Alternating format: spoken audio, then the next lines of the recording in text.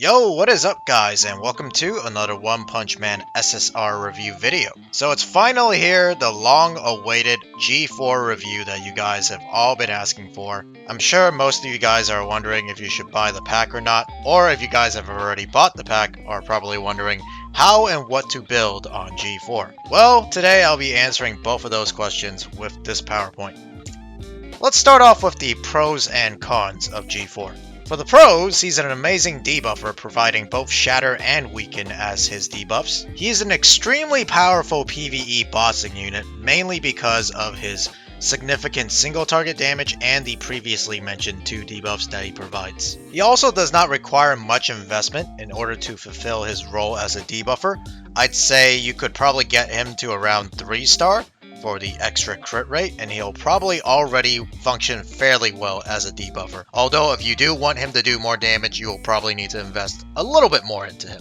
That being said, he's also really easy to build because of the abundant high-tech materials available. There aren't ever any really good high-techs that are worth building. Currently, we have Child Emperor and Dr. Genius. Those are the only 2 I can think of that are even worth any investment. There's also Metal Knight, I guess, if you manage to pull him on the Metal Knight banner. But other than that, all the other high-techs are just either very niche or they don't serve any particular purpose in order to be invested in.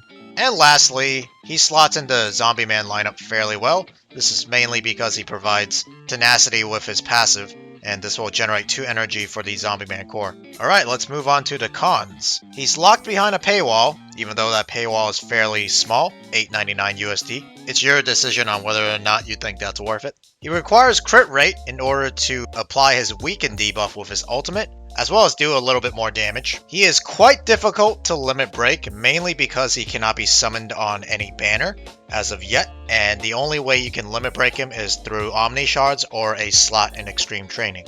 Last, he's rather lackluster in PvP. This is mostly due to him being a single target unit and the fact that his charge mechanic is slow to build up, but we'll talk about this more in the upcoming slides where I talk about his passive. Alright, next we got skill analysis. For his basic attack, he attacks a single target with 2 combo strikes for 140% of his attack. There's a 100% chance to inflict Shatter for 2 turns, and this will increase the enemy's incoming damage by 15%. Next, let's take a look at his passive. He enters Charge State if there are debuffs coexisting on enemies, and he'll deal charge damage equal to 117% of his attack during the attack, and this stacks up to 3 times for a total of 351% of his attack as charge damage. Next, he'll enter a Tenacity state if an enemy is shattered, which shouldn't be a problem. He provides Shatter both on his basic and ultimate. I'll talk more about his ultimate in the upcoming slides. But regardless of that, this will absorb damage equal to 20% of his HP 1 time per turn.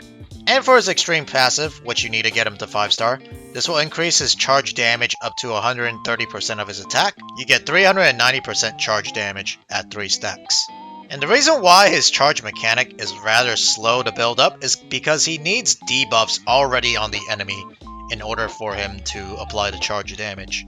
And for PvP, we're currently in a one-shot or a 1-turn kill meta, so he doesn't really get the chance to get his passive going before he's either killed or his allies that provide him with additional debuffs are already killed. That's why I say he's rather lackluster in PvP. Mostly because of this and the fact that he's single target.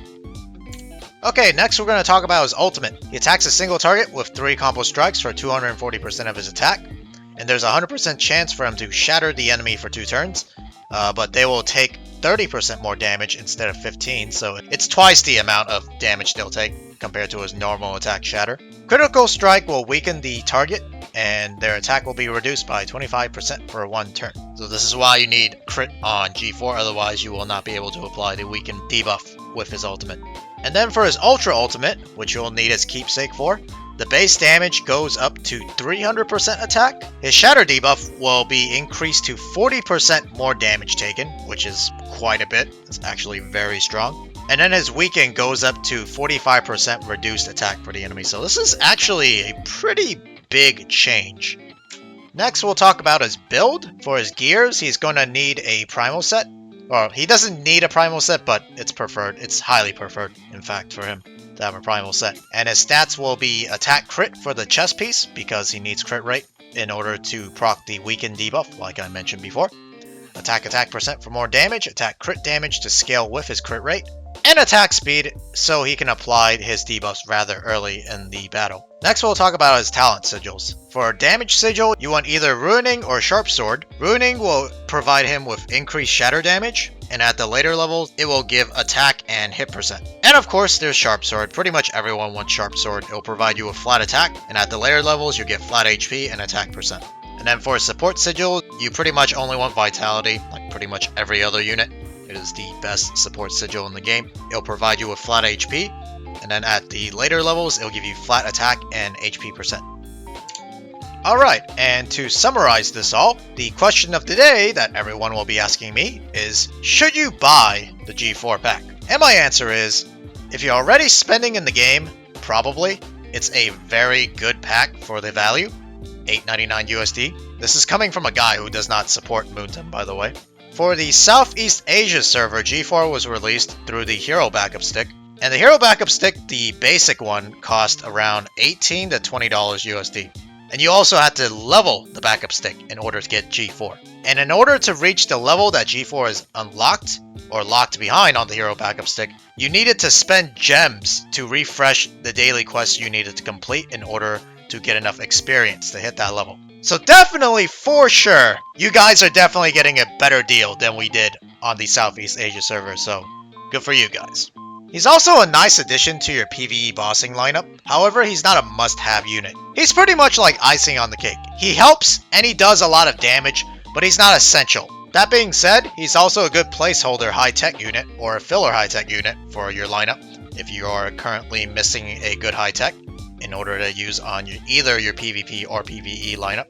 He can definitely fit that role fairly well. Unfortunately, G4 falls short in PvP, however, like I mentioned before, due to a single target and charge mechanic being rather slow. And because of this reason, he's also not considered a win condition unit or a main unit.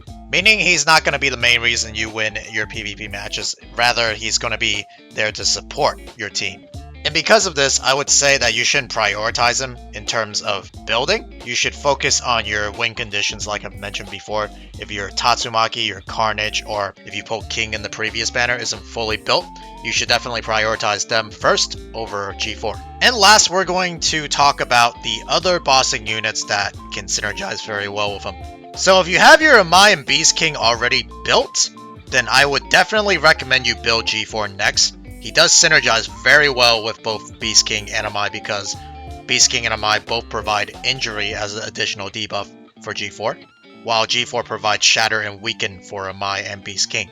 And they just all in general slot together very well in the Zombie Man lineup, like I've mentioned before. Otherwise, for everyone else who is focused on Boros, or if you're a Boros main, then I would definitely recommend building Boros first, get him to 5-star, and invest everything into Boros first before you get started on your G4. Because Boros, no matter what, will always have more raw damage than G4, while G4 will be able to provide debuffs for Boros.